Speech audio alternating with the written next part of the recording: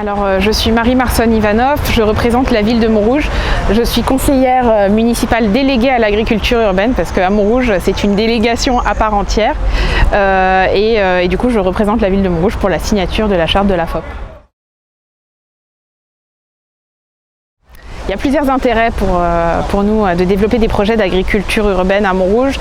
Il faut savoir que Montrouge, c'est une ville très dense. On est la 5e ville la plus dense de France avec 2 km² et 50 000 habitants.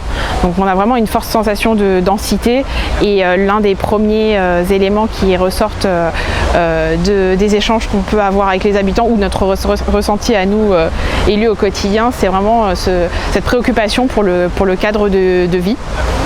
Et forcément l'agriculture urbaine c'est un des éléments qui peut répondre à ça.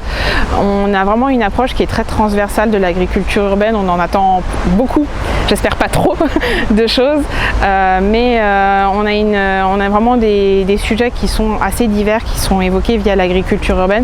Donc bien évidemment le cadre de vie, mais aussi, et je pense que c'est important de le souligner parce que c'est aussi un des points qui sont saillants, c'est la participation citoyenne. L'un des piliers qui a fondé ensuite notre idée de développer l'agriculture urbaine, ça a été la démocratie participative. On a eu pas mal de projets de démocratie participative qui ont fait ressentir ce besoin de végétalisation et de respiration dans la ville. Et finalement, l'agriculture urbaine, vraiment, elle s'insérait là-dedans comme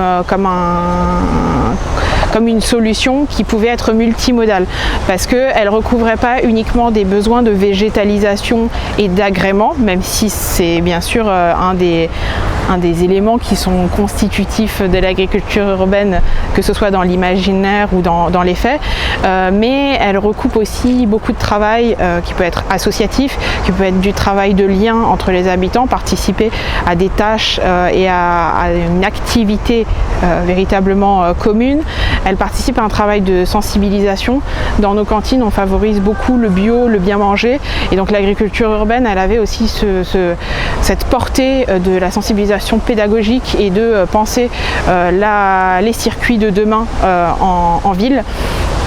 Il y avait aussi tout un travail par rapport à l'aspect social, redynamiser des zones qui n'ont peut-être pas beaucoup de vie au quotidien ou alors des zones où il y a besoin de trouver des nouvelles activités qui soient accessibles à tout type de population.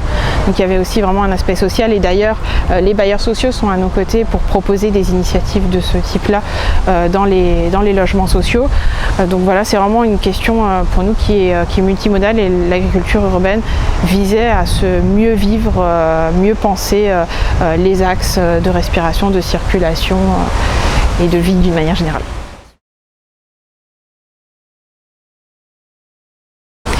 Alors, je pense que si on s'est lancé sur ce sujet de l'agriculture urbaine, c'est parce que au-delà de tous les objectifs que remplissait l'agriculture urbaine, on avait une vision spécifique de ce qu'on voulait pour la ville de demain et on avait une certaine conscience du monde autour de nous et de la manière dont les différents acteurs, les différents enjeux, que ce soit de la population, des élus, peuvent s'exprimer.